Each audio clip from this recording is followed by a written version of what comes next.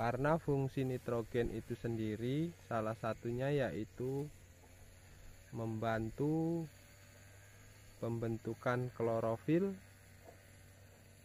membentuk protein, dan proses metabolisme dalam tumbuhan ini.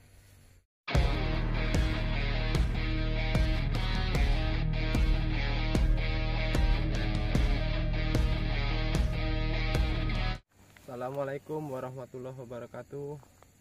Selamat pagi buat seluruh petani sawit yang ada di Indonesia dan dimanapun Anda berada.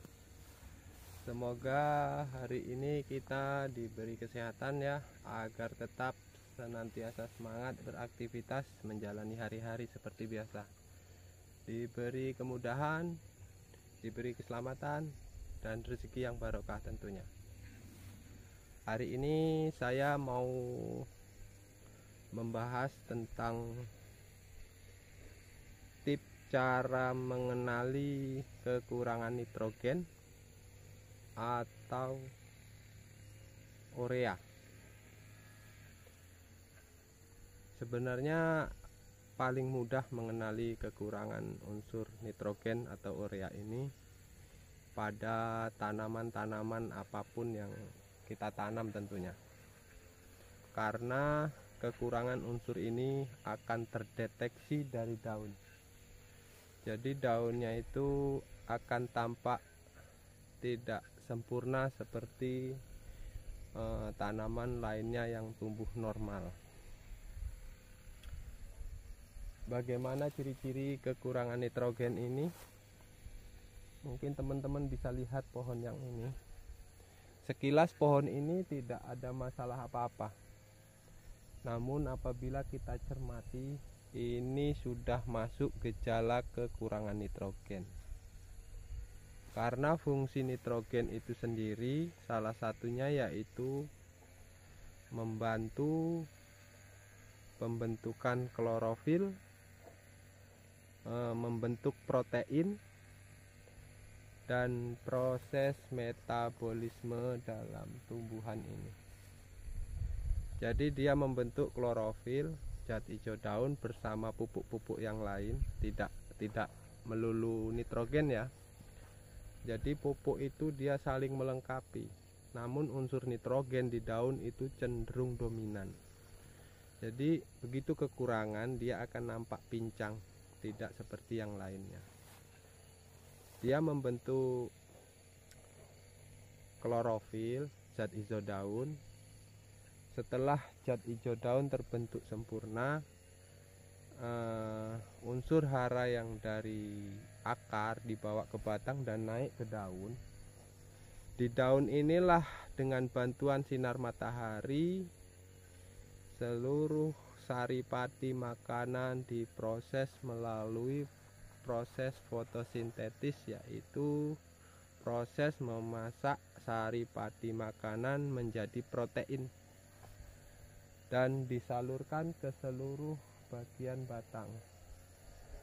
Jadi yang dimasak ini bukan nitrogen aja, jadi semuanya pupuk naik menjadi unsur-unsur kecil, dia dibawa ke daun, disitulah dapurnya. Jadi daun ini sangat penting sekali, sehingga saat kita membuang daun satu pelepas saja itu harus dipertimbangkan benar, karena itu sangat mempengaruhi pertumbuhan sawit. Karena di daun itulah terjadi proses memasak makanan. Tidak masuk akal apabila makanan itu menjadi matang apabila tidak ada dapurnya. Jadi di daun ini terjadi proses memasak makanan, kemudian disalurkan setelah menjadi protein ke seluruh batang untuk pertumbuhan daun berikutnya, pertumbuhan batang, dan juga akar secara menyeluruh. Jadi ciri-cirinya bagaimana? Kita akan mendekat ke sana ya. Nah, Mungkin teman-teman bisa menandain ya di sini bagaimana warna hijaunya. Dia hijau tapi tidak pekat. Hijaunya cenderung hijaunya itu agak pucat.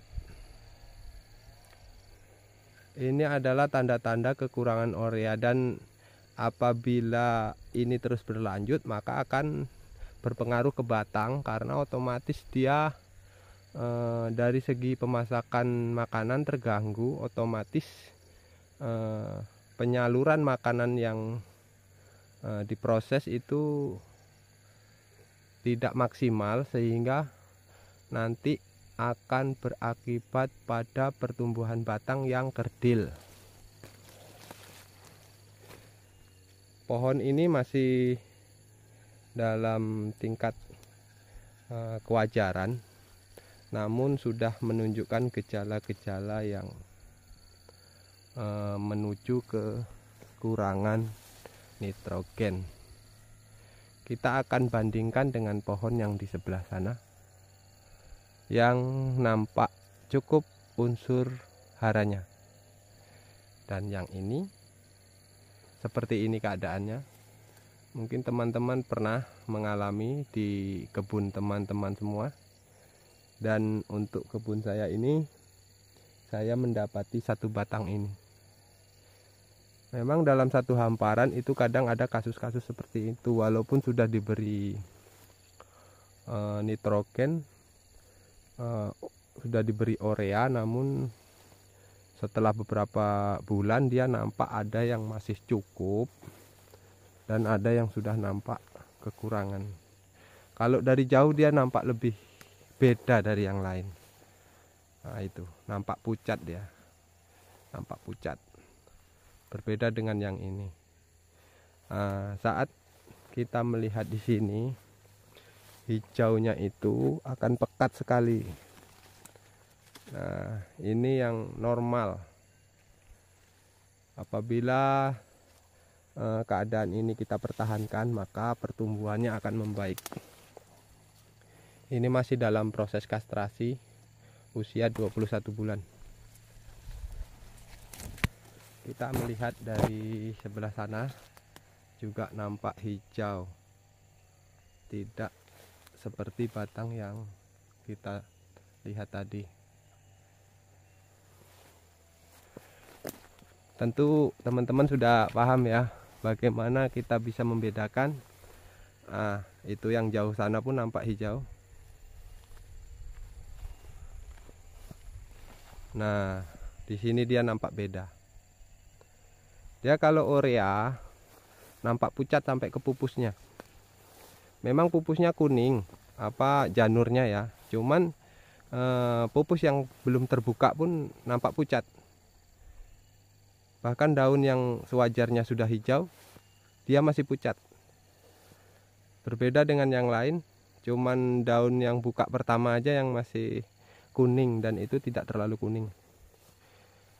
Ini akan berbeda lagi dengan sawit yang kekurangan magnesium. Ciri-ciri magnesium juga kuning, cuman berbeda. Nanti akan kita bahas di video yang lain. Oke teman-teman, semoga informasi ini membantu buat teman-teman semua. Salam sukses buat semuanya. Semoga seluruh petani Indonesia, khususnya petani sawit, kita sukses berjamaah. Tidak 1-2 orang, tapi seluruhnya. Amin. Assalamualaikum warahmatullahi wabarakatuh.